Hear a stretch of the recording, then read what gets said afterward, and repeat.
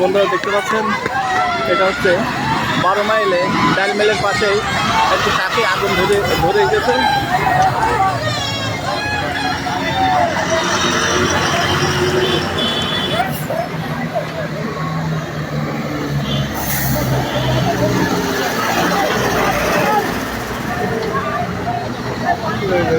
বারো মাইল ডাল মিলের পাশেই। দুটো এখন দিয়ে পাইলে দাও। ঠিক আছে, সরবো। আমার চোখেতে রাখলাম। এখানে আরো 10টা। ভালো করে দেখো, সমস্যা যেন না হয়।